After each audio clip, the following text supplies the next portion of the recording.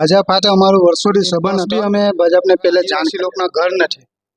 ઘરના માટે લોકોએ પૈસા બી માંગ્યા છે. મેં આજે તમને પર આવીશ ને ત્યારે નામ ફોડીને કહીશ જે બી પૈસો લીધો નથી, ચાહે ભાજપ પર આવે ચાહે ઉપરથી મોદી સાહેબ. હવે કામમાં તો હવે પબ્લિકને જ ખબર છે કે એ લોકો કેવું કામ, સારું કામ કર્યું તો વિજેતા 100% થવાના. ખરાબ કામ કર્યું તો હું 1001% મેં વિન થઈ. કાકા બાપા નહીં આવે પહેલી વાત તો. બરાબર હોય જાય તો ગામનો કામ વિકાસ નહીં થાય. બાપા છોડીને ચાહે મારું હોય, મારું ઘરનું હોય કે બહારનું હોય, નિર્ણય કરો તો સરખો કરો. તોડો ને ચાંદને રાખો એ આપણામાં નથી. સામનો કરવાની તાકાત મનમાં છે ને એમને મેં બધી રીતના દોડતા બી કરશે પુરાવા. મેં મારી માનગી કે આપણા સાથે ભાજપને લઈને ચાલવા માણસને ભાજપના મારા માટે જ કંઈ નહીં કોઈ બી પક્ષ પકડવા પડે. નમસ્કાર, દમદાર ન્યૂઝમાં આપનું સ્વાગત છે. હાલ સ્વરાજની ચૂંટણીઓની તારીખો પડી ગઈ અને આજે 11 તારીખ છેલ્લી તારીખ હતી ફોર્મ ભરવાની. ત્યારે આપણા ગણદેવી તાલુકાની 24 તાલુકા પંચાયતની જે સીટ હતી એ સીટ પર 6 બિનહરીફ ચૂંટાઈ આવ્યા અને હવે છેલ્લી તારીખ 15 છે ફોર્મ ખેંચવાની. ત્યારે આપણે ગણદેવી તાલુકાનું જે તલોદ ગ્રામ પંચાયત વિસ્તાર છે એમાં સુરેશભાઈ આપણી સાથે છે. તેઓએ આજે કોંગ્રેસની બેઠક પરથી ફોર્મ ભર્યું છે કે છેલ્લા 20 વર્ષથી તેઓ ભાજપના એક નાના પાયાના કાર્યકર્તા હતા, પરંતુ ભાજપે તેમને કોઈ પણ પ્રકારનું મહત્વ ના સમજ્યું એટલે તેઓએ કોંગ્રેસમાંથી ફોર્મ ભર્યું છે અને કોંગ્રેસમાંથી ઉમેદવારી નોંધાવી છે. પ્રથમ તો મારી ચેનલ પર તમારું સ્વાગત છે સુરેશભાઈ. હવે કોંગ્રેસમાંથી જ ફોર્મ ભરવાનું તમને કેમ ગમ્યું? કારણ કે ભાજપમાં તમે જૂના કાર્યકર્તા અને 20 વર્ષ જૂના કાર્યકર્તા, શું ભાજપે તમારું મહત્વ નથી સમજ્યું કે કેમ? ના, ભાજપ હાથે અમારું વર્ષોથી સંબંધ હતો ને તે પ્લસ બી અમે ભાજપને પહેલે જાણ કરી હતી. એ પ્લસ મને આદિવાસી સમાજ માટે બનાવવા માંગ્યો કે આપણે આદિવાસીના માટે કંઈ કરવું જોઈએ, કંઈ સારું થાય કે આપણું કોઈ સાંભળતું નથી. એટલે યુવા મને સમજાવ્યું કે હવે તમે કંઈ જાણકાર માણસ છો કે તમે કોઈનું પબ્લિકનું સારું કરી શકે કે ગામનું સારું કરી શકે. એ માટે મને કોંગ્રેસે પાસ કર્યો અને મને ટિકિટ આપી કોંગ્રેસ માટે. એ કોંગ્રેસના માટે મારે સિમ્બોલ માટે કોઈ મતલબ નથી. મારે મારી જનતાના માટે કે મારા આદિવાસી સમાજના માટે કંઈક કરવું જોઈએ ને કંઈ આગળ વધવું જોઈએ. મારા આદિવાસીના મેં આજે છું, કાલે કોઈ મારો છોકરો દીકરો કોઈ બી હોય આદિવાસી માટે રાત દિવસ મહેનત કરે ને આદિવાસી માટે મારે આ લડત છે. બાકી મારે કોઈ પક્ષપાત નથી. સુરેશભાઈ, તલોદ ગ્રામ પંચાયત એવી ગ્રામ પંચાયત છે કે તે આજે લગભગ ઘણા વર્ષો પછી પણ વિકાસથી વંચિત અને જે પાયાની સુવિધાઓ છે સુવિધાઓ પણ નથી મળી. કદાચ તમે જીતી આવો અને આ તાલુકા પંચાયતની સીટ પર તમે બાજી મારી આવો કોંગ્રેસની સિમ્બોલ પર, તો વિકાસના જે કાર્યો બાકી છે એને કયા પ્રકારે વેગ આપશો તમે? એ તો હું ઘરે ઘરે જઈને સર્વે કરીશ પહેલે તો. બાકીનું જે કંઈ બી બાકી શાકી છે, મારા આદિવાસી લોકોના ઘર નથી. ઘરના માટે લોકોએ પૈસા બી માંગ્યા છે. મેં આજે તમને નહીં કહીશ, પણ જ્યારે અમે સટ્ટા પર આવીશ ને ત્યારે નામ ફોડીને કહીશ જે બી હશે તે. મેં આદિવાસીના માટે મારા ઘરના કોઈ બી મારા મોહલ્લાના મારા તલોદ ગામ વચ્ચે 4600 ને કંઈ વસ્તી છે, મારું વોટિંગ છે. મોપારા વિસ્તારમાં NR પાર્ટી છે. મારા આપણે વોર્ડ નંબર 1 થી 10 લગીનમાં આદિવાસી છે. એટલુંમાં જે બી કંઈ કાર્યો બાકી રહેલો છે એ લોકો કર્યો કે નહીં કર્યો એ તો એ લોકો જ જાણે. મેં જાણતો જ છું. અમારા આદિવાસીના માટે હું રાત દિવસ થોડ મહેનત કરીને એ લોકોને બધો ન્યાય લાવીને આપીશ. તમે પ્રથમ કોંગ્રેસની બેઠક પરથી ઉમેદવારી માટે જ્યારે ફોર્મ ભર્યું, પહેલા ભાજપ માટે તમે કયા કયા અહીંયાના જે સંગઠનના નેતાઓ છે તેઓનો કોઈ કોન્ટેક્ટ કર્યો ખરો કે ભાઈ તમે મને સીટ આપો, હું પણ એક સક્રિય કાર્યકર્તા છું, 20 વર્ષ જૂનો, બરાબર, છતાંય તમને તેઓએ મહત્વ નથી આપ્યું અને તમારે છેલ્લે અત્યારે કોંગ્રેસના પંજાના સિમ્બોલ પરથી જ્યારે આજે ઉમેદવારી પત્રક ભરવાનું આવ્યું, પ્રથમ કયા કયા એવા જે ભાજપના નેતાઓ હતા કે તમે તેઓનો કોન્ટેક્ટ કર્યો તો તેમની પાસે તમે સીટની માંગણી કરી હતી? હા, મેં કરી હતી ને. પટમેશભાઈ વસી એ આપણા જૂના જોગી છે, એમના પર જ બધું ચાલે. એમને પહેલે જાણ કરી, જે ઉમેદવારી મારા સામે નોંધાવી છે વિપુલભાઈ, એમને બી કરી છે. જે બી કાર્યકર્તા એમના છે એમને બધાને જ જાણ કરી. એ લોકો મને એમ કીધું કે તમને ટિકિટ મળતી હોય તમે ઉમેદવારી કરી શકો. એ સવાલ મળ્યો, મને આદિવાસીનો સપોર્ટ મળ્યો. મારી ઘરે આવી મિટિંગ કરી કે તમે યોગ્ય છે, તમારો પરચો છે, તમારે સારી ચાલચરગત સારી છે, તો તમે કંઈ આગળ વધી શકો. ને આદિવાસીનું તમે જોઈ શકો, એટલે મારી આ ઈચ્છા જાગી ને બાકી મને કોઈ આમાં ઇન્ટરેસ્ટ નહીં હતો. હવે આદિવાસી સમાજનો તો તમને સપોર્ટ છે, પરંતુ સામે પક્ષે ભાજપ છે. હાલ અત્યારે તાલુકાની 24 સીટમાંથી 6 સીટ તો બિનહરીફ ચૂંટાઈ ગઈ. હજુ 15 તારીખ બાકી છે, ફોર્મ ખેંચવાની પણ તારીખ છે. એના વચ્ચે કંઈ કામ તેમ થાય કે તમને કોઈ પ્રલોભન આપે તો પછી તમારું આજે તમે જે સીટ પર ઉમેદવારી નોંધાવી છે તમે ડગી તો નહીં જશો ને? ના ના, એ ડગવાનું આપણામાં એકવાર જંગમાં નીકળે એટલે ડગતા નથી. ને આપણે આજ લગીને કોઈના પૈસો લીધો નથી, ચાહે ભાજપ પર આવે ચાહે ઉપરથી મોદી સાહેબ બી આવે તો બી આપણે ડરવાના નથી ને આપણે ખેંચવાનું આવતું નથી. સમાજના માટે લડવાનો, ચાહે કોઈ બી સિમ્બલ હોય.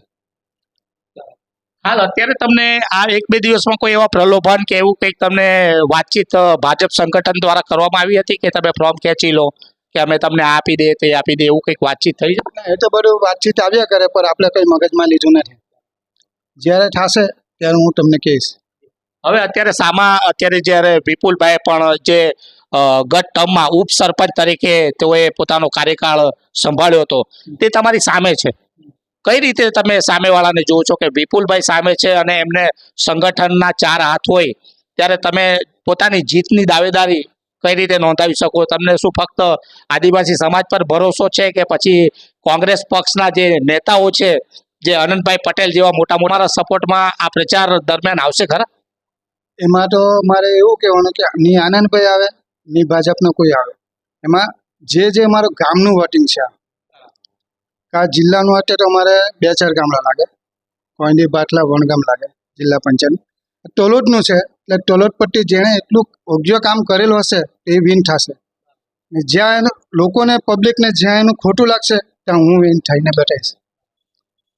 આટલા ટર્મમાં જે સરપંચ ને ઉપસરપંચે જે કામો કર્યા એ કામોને લઈ અને અત્યારે આ જે તાલુકા પંચાયતનું ઇલેક્શન છે તેમાં તેનો પ્રભાવ તો પડવાનો છે.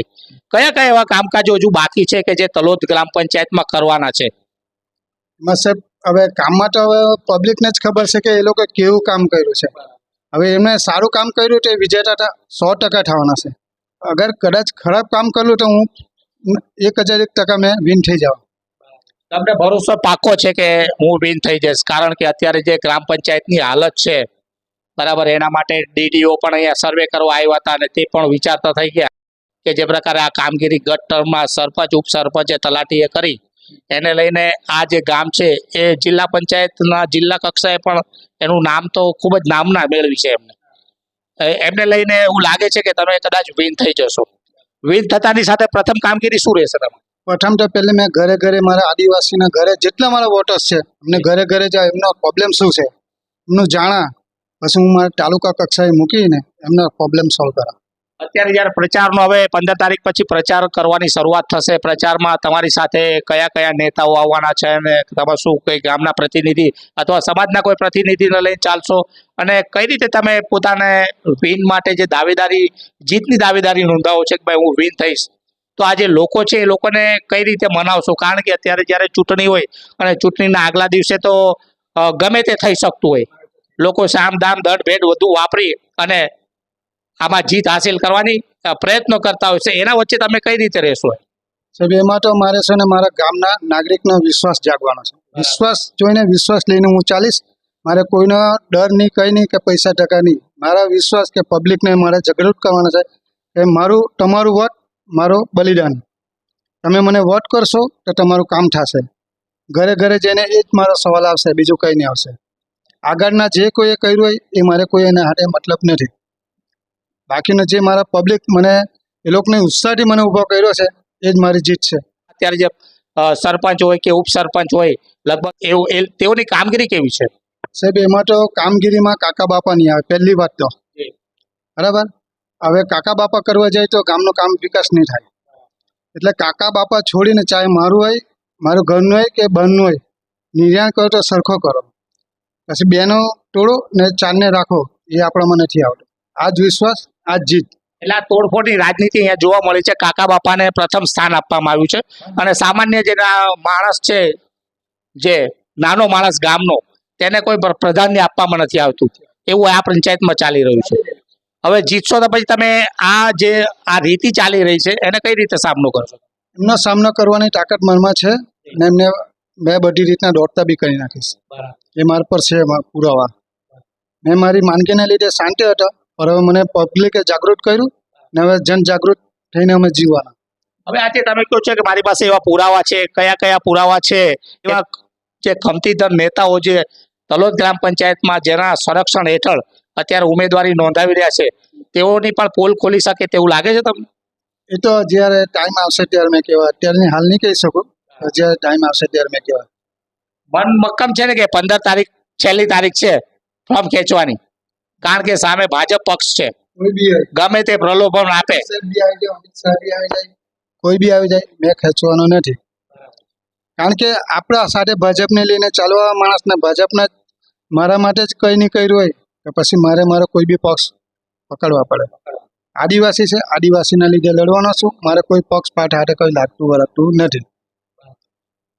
ઠીક છે. તો આ સુરેશભાઈ છે, એક લગભગ 20 વર્ષ જૂના કાર્યકર્તા ભાજપના હતા, પણ તેઓની સાથે અન્યાય થયો. ભાજપે તેનું મહત્વ સમજ્યું નથી અને તેઓ આજે કોંગ્રેસના સિમ્બોલ પર ઉમેદવારી નોંધાવી છે અને તેઓનું તે પણ કહેવું છે કે 15 તારીખ છેલ્લે ફોર્મ ખેંચવાની છે. કોઈ પણ પ્રલોભન જો ભાજપ આપે પણ તેઓ ડગશે નહીં અને આ જે 26 તારીખે જે ઇલેક્શન છે, ઇલેક્શન લડશે અને સામેવાળી જે પાર્ટી છે તેને બતાવી દેવાનું તેઓએ મન મક્કમ કર્યું છે. જોવું રહ્યું હવે 15 તારીખ પછી અને જ્યારે 26 તારીખે ઇલેક્શન છે ને 28 જ્યારે પરિણામ આવશે ત્યારે જ ખબર પડશે કે સુરેશભાઈ વિન થશે અને ગામના જે લોકો છે, તેઓના સમાજના જે લોકો છે, તેઓને કેટલો સાથ સહકાર આપે. પરંતુ હાલ તો તેઓએ મન મક્કમ બનાવી લીધું છે. સુરેશભાઈ જે રાઠોડ છે તેઓએ મન મક્કમ બનાવી લીધું છે અને લડવાની પૂરેપૂરી તૈયારીમાં અત્યારે મેદાનમાં ઉતર્યા છે. તો આ જ પ્રકારના અહેવાલો અને સમાચારો સાથે દમદાર ન્યૂઝ સાથે જોડાયેલા રહેશો. નમસ્કાર.